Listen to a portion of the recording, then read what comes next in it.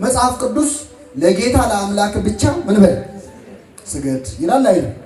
አይልም። ይገርማችሁ በመልአኩ እግር ፊት እሰግድ ዘንድ ተደፋው፣ እርሱም እንዳታደርገው ተጠንቀቅ፣ ከአንተ ጋር ከወንድሞችህ ጋር ከነቢያትም ጋር የዚህም መጽሐፍ ቃል ከሚጠብቁ ጋር አብሬ ባሪያ ነኝ አለ። ለእግዚአብሔር ስገድ አለኝ ይላል። ከለከለው ማለት 3 ዓመት ከጌታ እግር ስር ተምሯል ቁጭ ብሎ እና ቅዱስ ዮሐንስ ተሳስቶ ሰገደ ለመልአክ ለማለት እንችላለን። እንደው ምንም ባቅ እንደው ከጎረቤቶቻችን የተሻለ ያውቅ ለመልአክ ስግደት እንደሚገባ እንዴት አያውቅም? አይ ኢየሱስ ክርስቶስ መስሎት ነበረ፣ መልአክ መሆኑን አላወቀም። በመልአኩ ፊት ያለው የዮሐንስን ጸባይ ደግሞ እናውቀዋለን።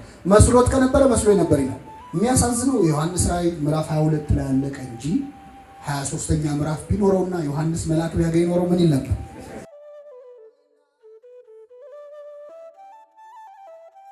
መጽሐፍ ቅዱስ ላይ የተጻፉትን የስግደት አይነቶች ስንዘረዝራቸው የመጀመሪያው ስግደት ዘበአምልኮ የሚባለው ነው። እስኪ በሉ ስግደት ዘበአምልኮ። የምን ስግደት ማለት ነው? የአምልኮት ስግደት። አንተ ፈጣሪዬ ነህ፣ አምላኬ ነህ፣ ጌታዬ ነህ፣ ፈጥረህ የምትገዛ አምላኬ ነህ ብሎ አንድ ሰው ያንን አስቦ አምኖ የሚያቀርበው ስግደት ስግደት ዘበአምልኮ ይባላል። ይህንን ስግደት የምናቀርበው ለማን ነው? ለእግዚአብሔርና ለእግዚአብሔር ብቻ ነው የምናቀርበው። ለአብ ለወልድ ለመንፈስ ቅዱስ አንዲት ስግደት እሰግዳለሁ እንላለን። ጸሎት ስናደርግ እስኪ በሉ ለአብ ስንት ስግደት? ይሄን ቃል ስንቴ ነው የምንለው? አንድ ለምን 3 አንልታለ? ለአብ ለወልድ ለመንፈስ ቅዱስ ስንት ስግደት ሰግዳል የሚለውን ስንቴ ነው የምንለው? ስንቴ ሰገድን? ገብቷችኋል አይደል? ሲታይ አንዲት ስግደት እያልን ግን 3ኛ ነው የምንለው። የባለፈውን ቆጥረን አሁን ደግሞ 6ኛ አንል። አንዲት ስግደት ማለት የቁጥር ጉዳይ አይደለም። አንድ አሐተ ስግደተ ማለት አንዲት የተለየች ልዩ የሆነች ስግደት ማለት ነው። ነቢየ እግዚአብሔር ዳዊት እግዚአብሔርን አንዲት ነገር ለመንኩት እሷን እምሻለሁ ይላል። ስንት ነገር? አሁን ዳዊት አንድ ነገር ነው የለመነው። 150ው ዳዊት ላይ ስንት ነገር ለምኗል። ግን አንዲት ነገር ማለት የተለየች ነገር ማለት።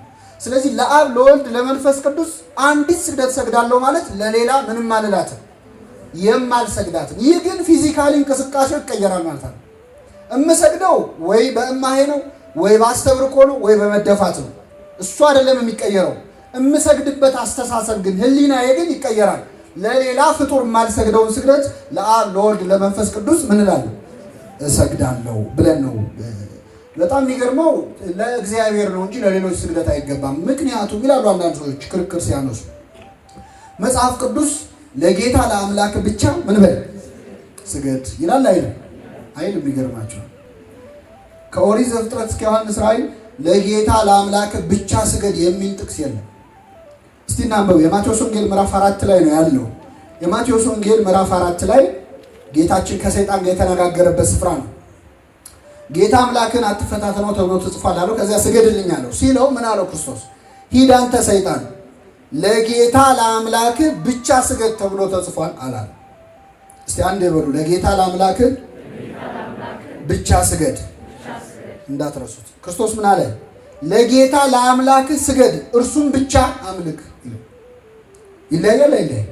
እስኪ በሉ። ለጌታ ለአምላክ ስገድ እርሱም ብቻ ምን በል። ስለዚህ ብቻ ያለችው ስገድ ላይ ነው አምልክ ላይ። ስለዚህ ያለ ቦታዋ ምን ትሰራለች? እዚህ ነው ለጌታ ለአምላክ ብቻ ስገድ የሚል ጥቅስ ኖሮ ቢሆን ኖሮ የስግደትን ጉዳይ በቅዱሳን በመላእክት ብለን መማር አይገባም። ስህተት ነው የሚሆነው። ለጌታ ለአምላክ ስገድ እርሱም ብቻ ምን በል አምልክ። ለእግዚአብሔር ስገድ ለእግዚአብሔር ብቻ ስገድ ግን አይልም። እርሱም ብቻ አምልክ ነው የሚለው እና ብቻ በሌለበት ቦታ አንዳንዴ ሰዎች የሚረዱን ነገር አለ። ብቻ የሌለበት ቦታ እንዳለ ለምሳሌ የጌታን ስም የሚጠራ ይድናል ይላል። የማን ስም? የጌታን ስም የሚጠራ ሁሉ ይድናል ይላል መጽሐፍ ቅዱስ። በቃ አሁን እዚህ 41 ኢየሱስ ትራንስፖርት ላይ የሚጠሩ ረዳቶች አሉ አይደል? የት እያሉ የሚጠሩ በቃ ይገባሉ ማለት ነው ቀጥታ። ስለዚህ ይብራራል ተጽፎ እንኳን ብናገኘው ማለት ለጌታ ለአምላክ ስገድ እርሱም ብቻ ምን በል አምልክ ነው የሚለው። ለእግዚአብሔር ስግደት ይገባል። ፈጣሪና አምላኬና ተብሎ ይሰገዳል። ማን ነው የሚሰግደው ለእግዚአብሔር? እመቤታችን ትሰግዳለች። ፍጥረት ሁሉ ይሰግዳል። እመቤታችን ቅድስት ድንግል ማርያም ትሰግዳለች። ኢትዮጵያዊ ሊቅ ቅዱስ ያሬድ ምን ይላል? እርሱ ጌታሽ ነውና ይላል። ወውእቱ እግዚእኪ እሱ ጌታሽ ነውና በሉ እስኪ ለእርሱ ትሰግጃለሽ። ማ እመቤታችን ለማ ለጌታችን ትሰግዳለች። እርሱ ጌታሽ ነውና ለእርሱ ትሰግጃለሽ። መስገድ ብቻ አይደለም፣ እመቤታችን ለእግዚአብሔር ትሰግዳለች፣ ሌሎችም እንዲሰግዱ ደግሞ ታስተምራለች። ማህያዊ ለሚሆኑ ለሥላሴ ሰጊድን ምን የምትይላቸው የምታስተምርላቸው። እኛ ሁላችን ለእግዚአብሔር እንድንሰግድ ታስተምራለች እመቤታችን። በሰላምታዋ ኤልሳቤጥ ማኅፀን ውስጥ ያለው ዮሐንስ እንዲሰግድ አድርጋለች። ስግደት ታስተምራለች እመቤታችን። ስለዚህ አንቺ ትሰግጃለሽ ጌታሽ ነውና፣ ሁለተኛ ሌሎች ለእግዚአብሔር እንዲሰግዱ ታስተምሪያቸዋለሽ ብሎ ቅዱስ ኤፍሬም ደግሞ ተናግሯል። አባ ጽጌ ድንግል ደግሞ ስለ ቅዱስ ጊዮርጊስና ስለ እመቤታችን ሲናገር አንቲ ኩሎ ታሰግዲ ሎቱ አንቺ ሁሉን ለሱ ታሰግጂለታለሽ፣ ወለኪሰ ይሰግዱ ሎቱ እሱ ደግሞ ለአንቺ ይሰግዳል ይላል ጊዮርጊስን ሲናገር። ሰዎች ቅዱስ ጊዮርጊስ እንዳለ ሌሎች ቅዱሳንንም የሚገባቸውን ክብር እንድንሰጥ እመቤታችን ታደርጋለች። መላእክት ይሰግዳሉ ለእግዚአብሔር። ቅዱሳን መላእክት ጉልበት ላይኖራቸው ይችላል። የምናውቀው የኛ የሚታጠፍ የሚዘረጋ ጉልበት ላይኖራቸው ይችላል። ግን ቅዱሳን መላእክት ይሰግዱለታል ለእግዚአብሔር። መጽሐፍ ቅዱስ ደጋግሞ ተናግሯል። የእግዚአብሔር መላእክት ሁሉ ለእርሱ ይስገዱ። በጣም ብዙ ቦታ የሰማይ ሰራዊት ለእሱ ይስገዱ ደጋግሞ ይናገራል። ስለዚህ የመጀመሪያው የአምልኮት ስግደት የሚገባው ለማን ነው? ለእግዚአብሔር ነው። ለእግዚአብሔር መስገድ ያለባቸው እነማን ናቸው? ፍጥረታት በሙሉ ከእመቤታችን ከቅድስተ ቅዱሳን ጀምሮ መላእክቱ፣ ጻድቃኑ፣ ሰማዕታቱ ሁሉም እጅ እግር የሌለውም ይሰግዳል። በልቡም ቢሆን በእማሄም ይሰግዳል። በመንበርከክ ይሰግዳል። መንበርከክ ቢያቅተው በልቡ ይሰግዳል። ቸርነትህን እየለመንኩ በልቤ ጉልበት እሰግዳለሁ ይላል። ለእግዚአብሔር ፍጹም ስግደት ይገባል። በጣም የሚገርመው እኛ አሁን ሌላው ጉዳይ ላይ ሳንመጣ እኛ በቤተክርስቲያናችን ለመላእክት ለእመቤታችን የምናቀርበውን ስግደት የሚተቹ ሰዎች እንደው ይቅርታ ያድርጉልንና በእነሱ ስርዓት አምልኮ ውስጥ ሲገባ ነው ሲወጣ ነው የሚሰገድ አለ ወይ? ስግደት ራሱ ስግደት የሌለባቸው ክርስትና ነን የሚሉ አካላት አሉ። በጣም በሚያሳዝን ሁኔታ መጽሐፍ ቅዱስ ደግሞ በቅድስናው ስፍራ በሉ እስኪ ለእግዚአብሔር ምን በሉ። እነዚህ ሰዎች ሰማይ ቤት ነው የሚሰግዱት። ቅድስናው ስፍራ ላይ እዚሁ ምድር ላይ ለእግዚአብሔር መሰገድ አለበት። ስለዚህ እኛ እንደው የቅዱሳን ስግደቱ ላይ ትችት የሚያቀርቡት ሰዎች መረዳት የሚኖርባቸው ምንድን ነው? እሱን ለእኛ የተዉትና እስቲ እነሱ ለእግዚአብሔር እንኳን ይስገዱለት የሆነ መርሃ ግብር አዘጋጅተው። ምክንያቱም የእኛ ቤተክርስቲያን ስግደት አልባ ቤተክርስቲያን አይደለችም። ሲገባ ተሰግዶ ነው ተሳልመን ወይ ተንበርክከን አለዚያም በፍጹም በግንባራችን ተደፍተን ሳንሰግድ አንገባም ወደ ቤተክርስቲያን። ያዛል ዲያቆኑ ስግዱ ለእግዚአብሔር በፍርሃት ምን በሉ በመሰላቸት አይደለም፣ በመዳከም ባለማስተዋል በፍርሃት ሆናችሁ ፈጣሪነቱን አምላክነቱን ኃያልነቱን እያሰባችሁ ስገዱ ብሎ እንድንሰግድ ያደርጋል። ቤተክርስቲያናችን ሕይወታችን ውስጥ ሁሉ ስግደት እንዲኖር። አንዳንድ ሰው ስቅለት ዓርብ የሚሰገድ የሚመስለው ሰዋል። እንደውም ከነሱ ስግደት ደረሰ ይላል። ስቅለትን በስግደት ቀይሮ፣ ስግደት ግን ሁሉ ጊዜ የሚካሄድ ነው። የመጀመሪያው ስግደት ለእግዚአብሔር ነው። ሁለተኛው የይቅርታ ወይም ንስሐ የመግባት ስግደት ነው። የጸጸት ስግደት ነው። መጽሐፍ ቅዱስ ላይ የምናገኘው የስግደት አይነት ከኔ ጋር ናችሁ? የምን ስግደት? ለምሳሌ በሀገራችን እንደው ሃይማኖቱን ተውትና አንድ ሰው አንድን ሰው ቢበድል ይቅርታ ለመጠየቅ ሲፈልግ ምን የሚያደርግ? በሰውየው እግር ስር ምን ይላል? ይደፋል። ፊዚካሊ ምን እያደረገ ነው? ሰው አራት አምልከኝ ተነስ ይላል ሰውየው። ሰው ያላሰበውን ማሳሰብ መች አሰበ? እሱ በግንባሩ የተደፋው ምን ሊለው ነው? ይቅርታ ጠይቀው ነው። ስለዚህ ስግደት ሁሉ አምልኮ አይደለም ማለት ይቅርታም ሊሆን ይችላል። ራሱ ክርስቶስ ይህን ተናግሯል። ማቴዎስ ወንጌል ምዕራፍ 18 ቁጥር 26 ላይ አንድ ሰው ዕዳ ነበረበትና ካልከፈልከኝ ብሎ ጌታው አስጨነቀው። ሲያስጨንቀው በእግሩ ስር ተደፋና ይላል። ክርስቶስ ነው ይህን ታሪክ የሚተርከው። ጌታ ሆይ ታገሰኝ፣ ሁሉም ከፍላለሁ አለው። ወድቆም ሰገደለት። ይህ ስግደት አምልኮ አይደለም፣ ሌላ አክብሮትም አይደለም። ይቅር በለኝ ማረኝ ማለት ነው። ይቅርታ ለመጠየቅ ሰው ሊሰግድ ይችላል፣ ግን ይህ አምልኮ አይደለም። ለእግዚአብሔርም እናደርገዋለን። ንስሐ ስንገባ አባቶቻችን ከሚሰጡ ቀኖናዎች አንዱ ምንድን ነው? ስግደት ነው። ሶስተኛው የሰላምታ ስግደት ነው። እንደው አሁን ፍቅር ቀዝቅዞ ነው እንጂ ለደህና ነው ወይ ተብሎ ይሰገድ ነበር ለካ። አሁን እኛም ሀገር አሁን ጫማ መሳም ጉልበት ሳም የሚል ነገር ነበር እስከ ቅርብ ዓመት አይደል? አልተወለዳችሁም። ምን የነበርኩኝ የዛ ረሳችሁት? የለም እንዲህ ጉልበት መሳም የሚባል ነገር የለም። ቢያንስ ሙሽራ እንኳን ሲወጣ ጉልበት ይስማል አይደል? ጫማ መሳም ልታዩ ትችላላችሁ። ለሚያከብሩት ሰው በጣም ከፍ አድርጎ ግን ያ ሰው አመለከው ማለት አይደለም። አንደኛው የአክብሮት የሰላምታ መጽሐፍ ቅዱስን በግልጽ ይናገራል። በጣም ይደንቃቸዋል። አንደኛ ሳሙኤል ምዕራፍ 20 ላይ እንዲህ ይላል፣ ዳዊትም በምድር ላይ በግንባሩ ተደፋ። ንጉሥ ዳዊት ለማን? ለእግዚአብሔር አይደለም። በምድር ላይ በግንባሩ ተደፋ፣ 3 ጊዜም ለሰላምታ ሰገደ። እስኪ በሉ 3 ጊዜ ለምን ሰገደ? ለዮናታን በጣም ይወደው ለነበረው ጓደኛው የሳውል ልጅ ዮናታን በጣም ተነፋፍቀው ስለነበር 3 ጊዜ ለሰላምታ ሰገደ። እየተላቀሱ እርስ በርሳቸው ተሳሳሙ ይላል አንደኛ ሳሙኤል 20:41 ለሰላምታ ስግደት አለ። ሙሴም አማቱን ዮቶርን ሊገናኘው ወጣ፣ ሰገደለትም ይላል ዮቶርን። አብርሃምም የባሰ ደግሞ አብርሃም ደግሞ ለኬጢያውያን እንግዲህ አረማውያን ናቸው፣ ጣዖት አምላኪዎች ናቸው። ለኬጢ ሰዎች ሰገደላቸው ይላል ዘፍጥረት 23:7። ይህ ስግደት አምልኮ የለውም ወይም ደግሞ ይቅርታ መጠየቅም የለውም። የምን ስግደት ነው? የሰላምታ ስግደት። እንግዲህ እኛ አሁን ሰላምታችን እያየነው እየቀዘቀዘ ሲመጣ ይታወቀናል አይደል? አሁን ኮቪድ ሳይመጣ በፊት እንኳን ሰዎች ተቃቅፈው ሰላምታ ፍቅራቸውን የሚገላለጹበት ጊዜ ነበር። ከሩቅ እንትን የሚሉ እጃቸውን ብቻ አነካክተው በሰላም የሚለያዩበት ጊዜ ነበር። እንደየዘመኑ የሰላምታው መጠን እየሳሳ ፍቅር የሌለው ሰላምታ ደግሞ እየበዛ ይመጣል እንጂ ወደኋላ ስንሄድ አሁን የኛ ሀገራችን ባህል እንኳን ለሚካኤል ለገብርኤል ለአረጋውያን ኖር በእግዚአብሔር እያለ ጉልበት ሲስም የኖረ ህዝብ ነው።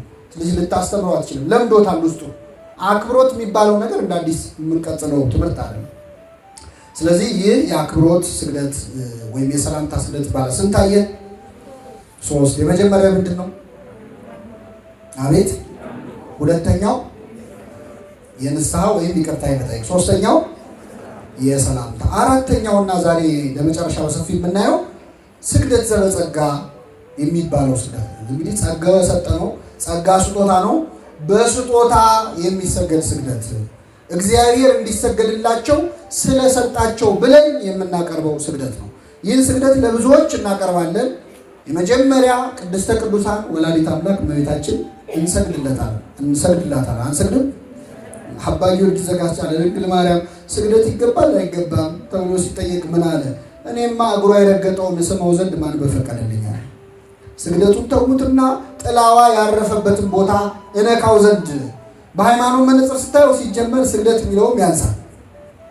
ለእመቤታችን ለመስቀሉ እንሰግዳለን። ለመስቀልከ ንሰግድ ኦ ሊቅነ ወለትንሣኤከ ቅድስት ንሴብሕ ኩልነ ያን ነው ስንሰግድ የነበረው። አቤቱ ለመስቀልህ ምን እንላለን? እንሰግዳለን። ንስግድ ለመስቀል ወለማርያም ድንግል፣ ለመስቀልና ለማርያም እንስገድ እየተባባልን እየተቀባበልን እያዜምን ነው መሰንቆ ዘመስቀል የምናደርሱ። ስለዚህ ለእመቤታችን እንሰግዳለን። የመጀመሪያው ለእመቤታችን ስግደት እንዲገባ ወይም እንደሚያስፈልግ እንደሚገባት ብዙ ጊዜ አልወስድባቸውም።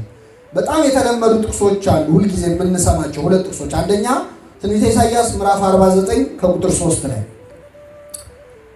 ግንባራቸውን ወደ ምድር ዝቅ አድርገው ይሰግዱልሻል፣ የእግርሽን ትቢያ ይልሳሉ የሚል። ሁለተኛው ብዙዎቻችን የምናውቀው ትንቢተ ኢሳይያስ ምዕራፍ 60 ከቁጥር 14 ላይ የናቁሽ ሁሉ ወደ እግርሽ ጫማ ይሰግዳሉ። እነዚህ ጥቅሶች ታውቋቸዋላችሁ፣ አዲስ አይደሉም። ግን እዚህ ትምህርት ላይ የምናነሳው ምንድነው? ሰዎች ይህ ጥቅስ ሲነሳላቸው ሲጠቀስላቸው በጣም ተበሳጭተው የሚሏቸው ነገሮች አሉ። በመጀመሪያ ሁለቱንም ጥቅሶች ከፍ ብላችሁ ስታነቡት ድንግል ማርያም የሚል ስም የለውም። ገና እመቤታችንም አልተወለደችም። ኢሳይያስም እየተናገረ ያለው ለሌላ ሰው ነው፣ ለሌላ ሕዝብ ነው። እየተናገረ ያለው ስለ ዳዊት ከተማ ስለሆነችው ስለ ጽዮን ነው፣ ስለ ኢየሩሳሌም ከተማ አይደለም። ለከተማ አይደለም ብለን አንከራከርኛል። ለከተማው ነው ይሰገዳል ያለው። ከፍ ብላችሁ ስታነቡት በቁጣዬ ቀስፌ በፍቅሬ ምሬሻለሁ ይላል።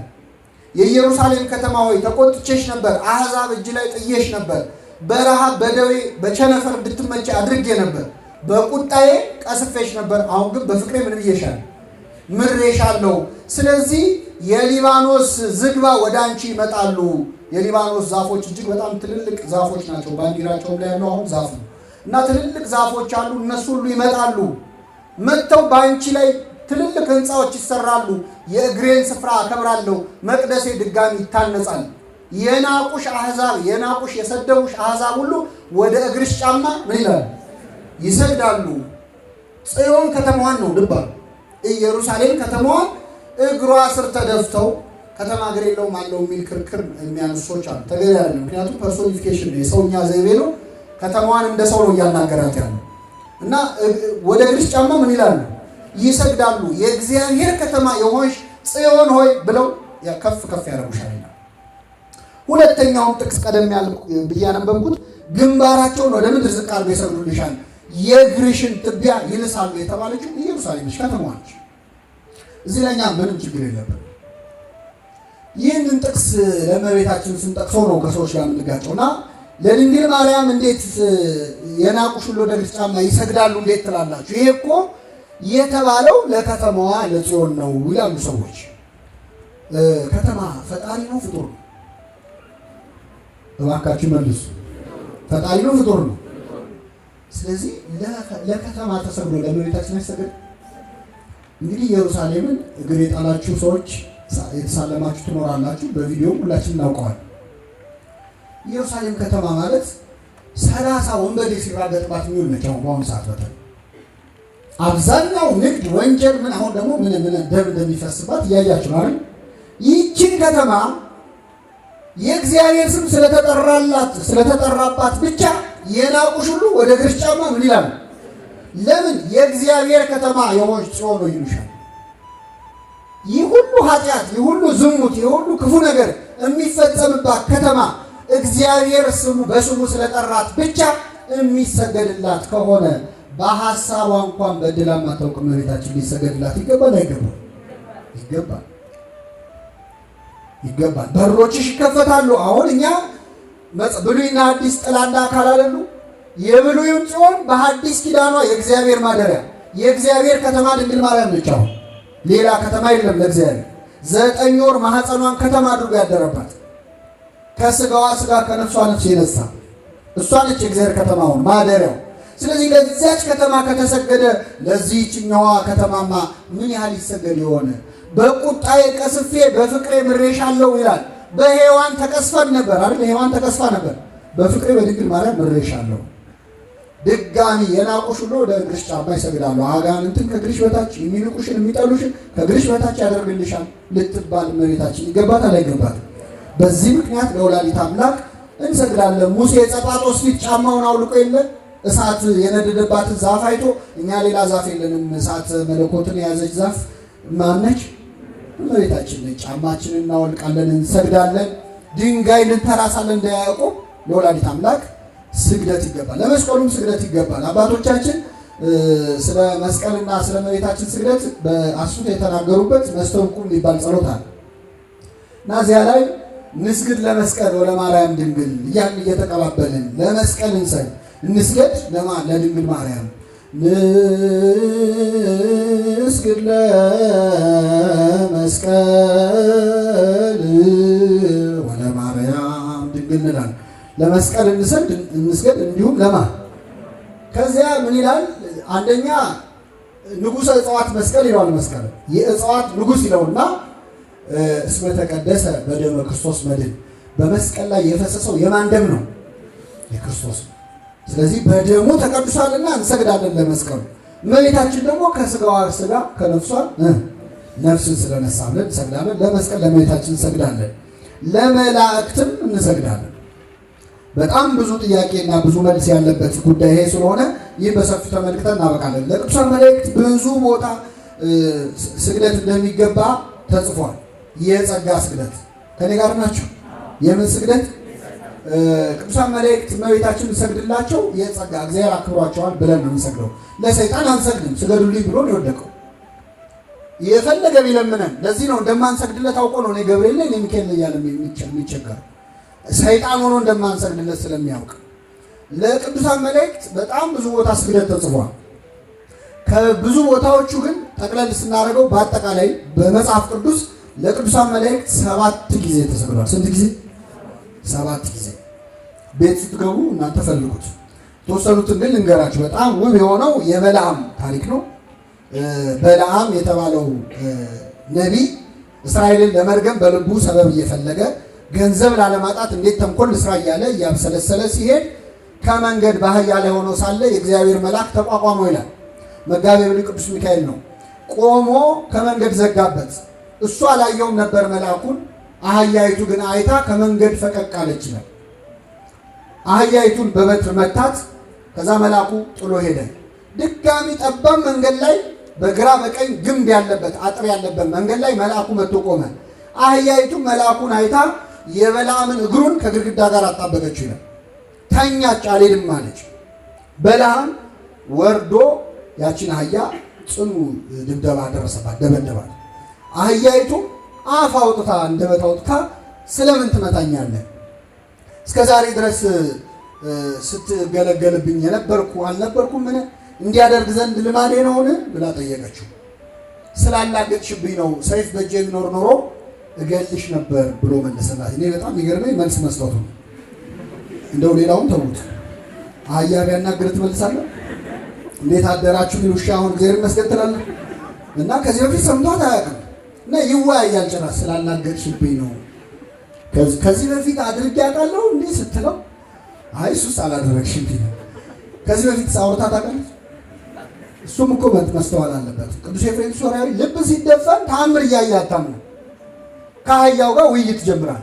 እንዴት ተናገረ ትተ ማለት። ያም ሆነ አህያይቱ ፈቀቅ ያለችው ማንን አይታ ነበር? መልአኩን አይታ ተኛች። አህያ መቼስ ሰው ተሸክሞ ሲተኛ ተንበርክኮ ነው። መቼስ ይህን ማስረጃ አድርገን አንጠቅስም እንጂ በቻለችው ሰግዳለች መልአኩን አይታ። ያም ሆነ እግዚአብሔር የበለዓምን አይኑን አበራለት ይላል። አይነ ስውር አልነበረም፣ የልቡ አይን ነበር የታወረው። ልክ አይኑ ሲበራ መልአኩን አየ። በግንባሩም ተደፍቶ ምን አለ? ሰገደ። አልበራላችሁም ይላሉ አንዳንድ ሰዎች። እግዚአብሔር ያብራላቸው። ሰው ሲበራለት ለመልአኩ በግንባሩ ተደፍቶ ምን ይላል? ይሰግዳል። ይሰግዳል። እንዳየ ሰገደ። ይሄ የበለዓም ስግደት ነው። በጣም በተደጋጋሚ ዳዊት ሰግዷል። ማኑሄና ሚስቱ ሰግደዋል። ኢያሱ ደግሞ በጣም ይገርማል። ቅዱስ ሚካኤልን አገኘው በጦር ሜዳ መሃል። አንተ ማነ? ከኛ ወገን ነው እስከ ጠላቶቻችን ወገን ብሎ ጠየቀው። ኢያሱ ምዕራፍ 5 ቁጥር 14 ላይ አይ እኔ እግዚአብሔር ሰራዊት አለቃ ሆኜ መጥቻለሁ አለ። እግዚአብሔር ሰራዊት አለቃ ማን ነው? ቅዱስ ሚካኤል ነው። የእግዚአብሔር ሰራዊት አለቃ ነኝ አለውና የቆምክባት ስፍራ የተቀደሰች ናትና ጫማህን ከእግርህ አውልቅ። ኢያሱ ምንድን ነው ያለው? ጌታዬ ለባሪያው ምን ያዘዋል? ምን ያደርግ ዘንድ ትወዳለህ? ጌታዬ ለባሪያው ምን ይነግረዋል ብሎ ጌታዬ ብሎ ቅዱስ ሚካኤልን አነጋገረው። በግንባሩም ወድቆ ተደፍቶ ሰገደለት። እንግዲህ ይህን ካልን የመጨረሻ የምናነሳው ብዙ ጊዜ ይህንን ስትጠቅሱ ሰዎች ምን ይላሉ? ይሄ ብሉይ ኪዳን ነው። እንግዲህ መጀመሪያ መጽሐፍ ቅዱስ ላይ አለ ወይ እስቲ ለመላክ ስገድ የሚል አለ የሚል ነው መጀመሪያ ሲጠቀስ። እሱማ አለ ግን ብሉይ ኪዳን ነው ይላሉ። የመናፍቅ ወራጅዋ ሲወስደው ድሮም ወደ ታች ሰፈር መሄድ ፈልግ ነበር ይላል አሉ። ትራንስፖርት አገኘው ግን ወስዶት ነው እሱ ሄዶ አይደለም። ልክ እንደዛው መጀመሪያ አፍጦ እስቲ የሚል አለ ወይ የሚል መልስ ሲያጣ ሰው ሁለተኛ ብዙ ሰዎች የሚያነሱት ይሄ ብሉይ ኪዳን ነው። በሐዲስ ኪዳን እኛ ሁለት ቦታ የእግዚአብሔር መልአክ እዚሁ የዮሐንስ ራእይ ምዕራፍ 19 ላይ የእግዚአብሔር መልአክ ፊት ሰግዶ የነበረ አንድ ሐዋርያ አለ። ማን ነው? ደከማችሁ እንዴ? ቅዱስ ማን? ዮሐንስ ወንጌላዊ። ዮሐንስ ወንጌላዊ ሊሰግድ በነበረ ጊዜ የገጠመውን እንዲህ ሲል ጽፏል። ራእይ ምዕራፍ 19 ቁጥር 9 እነሆ ወደ በጉ ሰርግ ራት የተጠሩ ብፁዓን ናቸው ብለህ ጻፍ አለኝ። ደግሞም ይህ የእግዚአብሔር እውነተኛ ቃል ነው አለኝ። ልሰግድለትም በእግሩ ፊት ተደፋው። ምን ልልለት? ልሰግድለት። እርሱም እንዳታደርገው ተጠንቀቅ፣ ከአንተ ጋር የኢየሱስ ምስክር ካላቸው ከወንድሞች ጋር አብሬ ባሪያ ነኝ። ለእግዚአብሔር ስገድ፣ የኢየሱስ ምስክር የትንቢት መንፈስ ነውና አለኝ ይላል። ከለከለው ማለት ነው። ሁለተኛ የዮሐንስ ራእይ ምዕራፍ 22 ላይ ድጋሚ ከቁጥር 8 ይኸው ሐዋርያ ቅዱስ ዮሐንስ ወንጌላዊ እንዲህ ሲል ጽፏል። ይህን ያየሁት እና የሰማሁት እኔ ዮሐንስ ነኝ። በሰማሁትና ባየሁም ጊዜ ይህን ባሳየኝ በመልአኩ እግር ፊት፣ በማን ፊት? በመልአኩ እግር ፊት እሰግድ ዘንድ ተደፋው። እርሱም እንዳታደርገው ተጠንቀቅ፣ ከአንተ ጋር ከወንድሞችህ ጋር ከነቢያትም ጋር የዚህ መጽሐፍ ቃል ከሚጠብቁ ጋር አብሬ ባሪያ ነኝ አለኝ። ለእግዚአብሔር ስገድ አለኝ ይላል። ስንቴ ከለከለው? መጽሐፍ ቅዱስ ላይ ለመላእክት ስንት ተሰግዷል? አቤት። ስለዚህ 7 ለ2 ነው ማለት ነው ሐሳቡ የሚመራው። ግን መጽሐፍ ቅዱስ ስንት መጽሐፍ ነው? አንድ መጽሐፍ ነው። ይለያያል ሐሳቡ? አይለያይም። በአንድ የእግዚአብሔር መንፈስ ነው የተጻፈው። መላእክቱ ተቀይረው አይደለ? ሐዲስ ብሉይ እኮ ለእኛ ነው እንጂ ለመላእክት አይደለም። ከእኛ ጋር ታረቁ እንጂ እነሱ መርገም አልነበረባቸው። በብሉይ የነበረው እግዚአብሔር ነው በአዲስ ኪዳንም ያለው ኢየሱስ ክርስቶስ ወይም እግዚአብሔር ትናንትም ዛሬም ያው ነው። ለምንድን ነው 7 ጊዜ ሲሰገድላቸው አትስገድልኝ ሊሉ ቀርቶ ጭራሽ ጫማህን ከእግር ምን በል አውልቅ ሲሉ የነበሩ መላእክት አሁን ዮሐንስ ጋር ደግሞ ከአንዴም ሁለቴ ለምን ከለከለው የሚለው ጥያቄ በደንብ መመለስ አለብን። በመጀመሪያ ቅዱስ ዮሐንስን ጥቂት ላስተዋውቃቸው። ወንጌላዊው ቅዱስ ዮሐንስ ከ12ቱ ሐዋርያት አንዱ ነው። እንደምታውቁት ከሐዋርያት መካከል 3 ምስጢረኞች አሉ። ማና ማን? ጴጥሮስ፣ ዮሐንስና ያዕቆብ የምስጢር ሐዋርያት የሚባሉ ማለት ነው። ልብ አድርጉ። ከ12ቱ ምርጥ 3 ውስጥ አንዱ ዮሐንስ ነው። ከ12ቱ ደግሞ አንድ ከተባለ ጌታ የወደው የነበረ ሐዋርያ ማን ነው? ዮሐንስ ነው። ከጌታ ደረት የተጠጋ እሱም ደግሞ በእምነቱ ጽኑ እርግጠኛ ነበረ።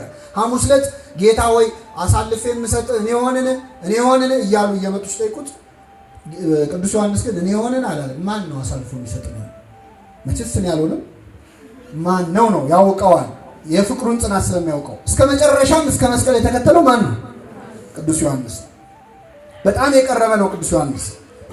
ይወደው የነበረ ሐዋርያ ተብሎ የተጠራ ጌታ ሁሉንም ይወዳል። በእርግጥ ቅዱስ ዮሐንስ አፈወርቂን ሲያብራራ ፀሐይ ወደ አንድ ቤት ውስጥ የምትገባው መስኮቱ በተከፈተላት መጠን ነው። በጣም ከተከፈተ ብርሃኑ በጣም ይገባል፣ ጥቂት ከተከፈተ ጥቂት ይገባል። የእግዚአብሔር ፍቅር እንደ ፀሐይ ለሁሉ አብርቷል። ልብህም በጣም በከፈትክ ቁጥር አንተ ላይ የበለጠ ሊያበራ ይችላል። ስለዚህ ዮሐንስ የበለጠ ይወደዋል የተባለው ለክርስቶስ ፍቅር የበለጠ ምላሽ የሰጠው ቅዱስ ዮሐንስ ስለሆነ ነው። ለጌታ ቅርብ የነበረ ሐዋርያ ነው።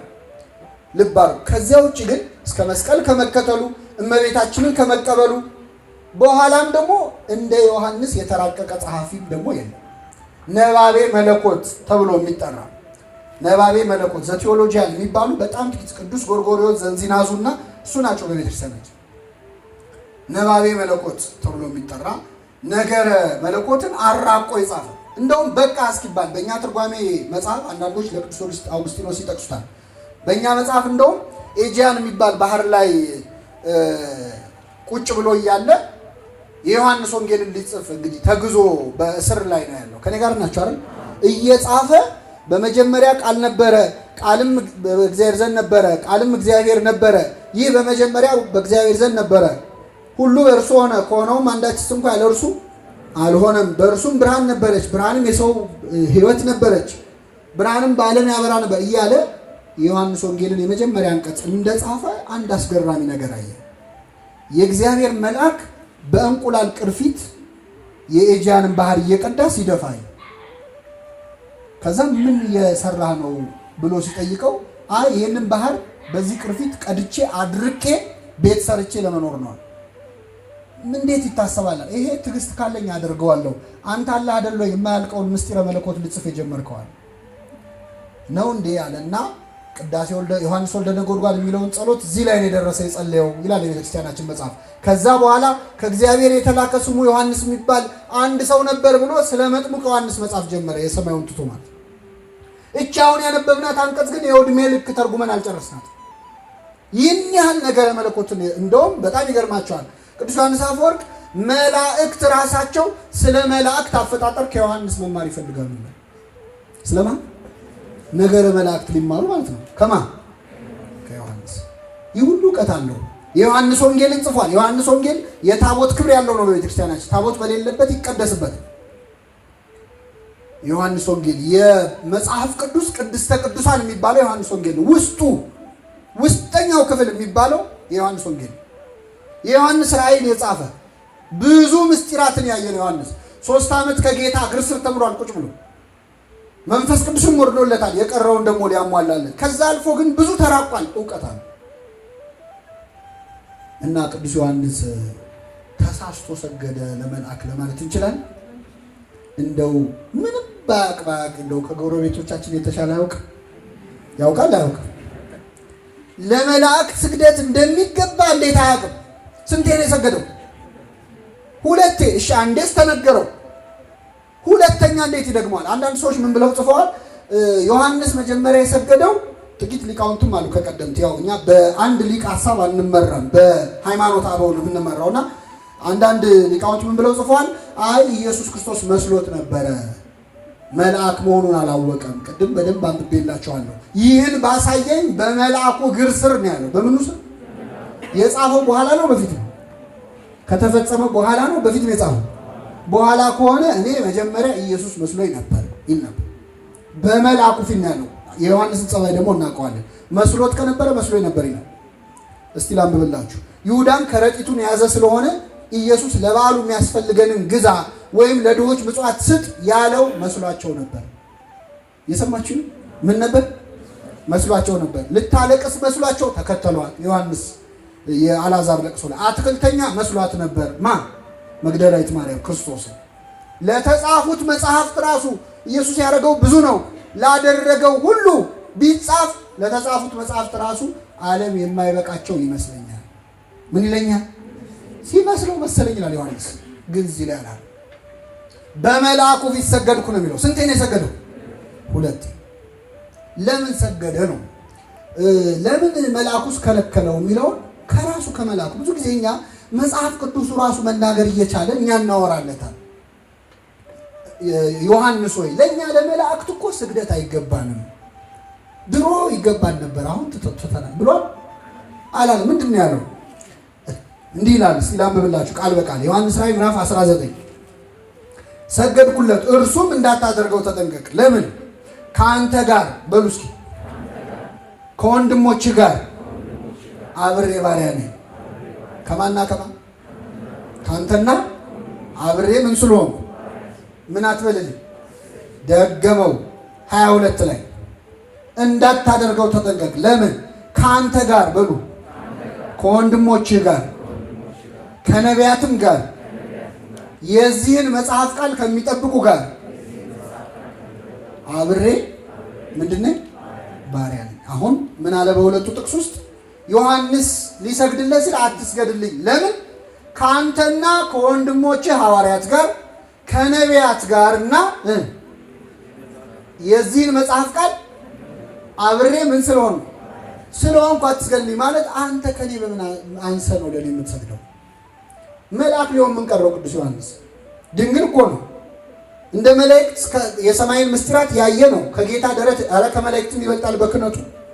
እነሱ በክንፋቸው ተሸፍነው የሚቆሙለትን ጌታ ወደ ደረቱ ተጠጋ ይላል። ከክርስቶስ ደረት የተጠጋ ነው ዮሐንስ። ካህን ነው፣ ስጋ ወደሙን የሚፈትት ነው። የካህናት ክብር ከመላእክት ክብር ይበልጣል። ቅዱስ ጳውሎስም ብሏል፣ በመላእክት እንኳን ብንፈርድ አታውቁም። እናንተ ለትዳር ጉዳይ ፍርድ ቤት ለፍርድ ቤት እየሄዳችሁ ታስተቹናላችሁ፣ ታሰደቡናላችሁ። እኛ ለእናንተ እናንሳለን ወይ? መላእክት ላይ እንኳን እኮ እንፈርዳለን። የካህኑ ስልጣን ከመላእክት በላይ ነው። ዘይተውበ ለመላእክት ተውበ ለካህናት፣ ለመላእክት ያልተሰጠ ለካህናት ተሰጠኝ። ስለዚህ ዮሐንስ ሊሰግድለት ሲል ከበደው። አንተ በስልጣን ከፍ ያለ ሰው ሲነሳልህ ዝም አትልም አይደል? ኧረ በፍጹም አይገባም ትላለህ። ዮሐንስ ሊሰግድለት ሲል ከበደው። አብሬ ባሪያ ነኝ ከአንተ ጋር ከወንድሞች ጋር የዚህን መጽሐፍ ቃል ምን ከሚሉ ጋር። ስለዚህ አንድ ሰው ለመላእክት አለመስገድ ካማረው እንኳን ወይ ዮሐንስ መሆን አለበት ወይ ደግሞ ነቢይ መሆን አለበት ወይ ሐዋርያ መሆን አለበት። አለዚያም የዚህን መጽሐፍ ቃል ሁሉ ምን ማለት አለ? እየሰማችሁ ነው። እነዚህ ካላሟላ ራሱ አልሰግድም ማለት አይችልም። ግን ስላሟሉም አልሰግድም አላሉ። ዮሐንስ ስንቴ ነው የሰገደው? አንዴ አይደለም ስንቴ። የሚያሳዝነው ዮሐንስ ራዕይ ምዕራፍ 22 ላይ ያለቀ እንጂ 23ኛ ምዕራፍ ቢኖረውና ዮሐንስ መልአክ ቢያገኝ ኖሮ ምን ይል ነበር? ይሰግድ ነበር። 23 ላይ ስላለቀ በአንድ ጥቅስ ልጨርስላችሁ። አይ በቃ እኛ ይሄ ሎጂክ ነው አንሰማም፣ በቃ አትስገድልኝ ያለው አይሰገድም የሚል ሰው ካለ ዮሐንስ ራዕይ ምዕራፍ 3 ላይ ራሱ መድኃኔዓለም ክርስቶስ የተናገረው ቃል መዝጊያችን ይሆናል። ከዚያ በፊት ግን ምንድነው አንዳንድ ሰው አሁን መጀመሪያ ለምን ትሰግዳላችሁ ለመላእክት ለሚልና በደንብ ሲብራራላቸው ግን ሰው እኮ ይሄን ለይቶ አያውቅም ይላሉ። ከኛ ጋር መስራት ያምራቸዋል ማለት በደንብ ማህበረሰቡ ግንዛቤ እጥረት አለ። ችግር የለውም እነሱ ስግደት እንደሚገባ ያስተምሩ፣ እኛ ደግሞ ግንዛቤ እንሰጣለን። እዚህ ይሻል መቆርቆር ይጀምራሉ። ሰው ለይቶ ይሰግዳል። አንዱ ንቡረ ክፍለ ዮሐንስ የተባለው አባት አሉ፣ አርፈዋል። አሁን በረከታቸው ይደርብን እና ሄዶ ለሚካኤል ለገብርኤል ሲሰግድ የአምልኮ የጸጋ ያው ስንሰግድ ፊዚካሊ አንድ አይነት ነው አይደል ስግደቱ። እንዴት ለይቼ መስገድ እችላለሁ? የጸጋ ያምል እንግዲህ አሁን እሱ ያሰበው የጸጋ የአምልኮት ያለ ሊሰግድ ነው። እንዴት ለየው ሲላቸው አንተ ዝም ብለህ ስገድ እነሱ የድርሻቸውን ይወስዳሉ። የምን አከፋፋይ መሆን ነው ነው። እዚህ ጋር ክርስቶስ ምን ይላል? ለፊልድልፊያ ወዳለው ቤተክርስቲያን መልአክ አለቃ ነው። በእርግጥ መልአክ ሲባል መልአክ አልነበረም። እዚህ ጋር ለቤተክርስቲያን አለቃ እንዲህ ብለህ ጻፍለት፣ ስራህን አውቃለሁ፣ በአንተ ፊት የተከፈረ በር ሰጥቻለሁ። ኃይልህ ምንም ታናሽ ቢሆን ቃሌን ጠብቀሃል፣ ስሜንም አልካድክም። አይሁድ ሳይሆኑ አይሁድ ነን ከሚሉ ነገር ግን ከሚዋሹ ከሰይጣን ማህበር አንዳንዶቹን ሰጥሃለሁ፣ ድል ትነሳቸዋለህ። ከዚያስ እነሆ መጥተው በእግሮች ፊት ይሰግዱ ዘንድ እኔም እንደወደድኩ ያውቁ ዘንድ አደርጋቸዋለሁ። እስቲ በሉ እነሆ መጥተው በእግሮች ፊት ምን ይሉ ዘንድ እኔም እንደወደድኩ ያውቁ ዘንድ አደርጋቸዋለሁ። ማን ነው እንደዚህ የሚለው? ክርስቶስ። የፊልድልፊያን ቤተክርስቲያን አለቃ እኮ ነው። መጥተው ከእግሮች ፊት እንዲሰግዱ አደርጋቸዋለሁ እኔ እንደወደድኩ ያውቁ ዘንድ። እኛን አያደርገንም። አሁን አንዳንድ ሰው የሰይጣን ማህበርተኞች ናቸው እነሱ እኛን አላለም። እኛንማ ለምን ያደርገናል? እሱ እንደወደዳቸው ቅዱሳኑ እናውቃለን አናውቅም? ጠንቅቀን እናውቃለን። ስለዚህ እንሰግድላቸዋለን። ለማያውቁት ግን ለሰይጣን ማህበርተኞች ግን እኔ እንደወደድኩ ያውቁ ዘንድ አደርጋቸዋለሁ፣ ከእግሮች ስር እንዲሰግዱ አደርጋቸዋለሁ ይላል። ስለዚህ ለቅዱሳን እንሰግዳለን። ስግደት በሌለበት በዛኛው ዓለም ደግሞ በነፍሳችን በልባችን የምንሰግድበት ዓለም ነው። ያንን ለማየት እግዚአብሔር በቸርነቱ ይርዳን። የሰማነውን በልቡናችን ያሳድርብን። ተከታታይ ትምህርት ዛሬ እንደሚጀምር ተነግሮ እንደነበር እኔ አላወቅኩም። ለዛ ነው እግዚአብሔር ቢረዳን ከሳምንት ጀምሮ ተግባራዊ ክርስትና በሚል ርዕስ እንማማራለን። ይቆየን። የሰማነውን በልቡናችን ያሳድርብን።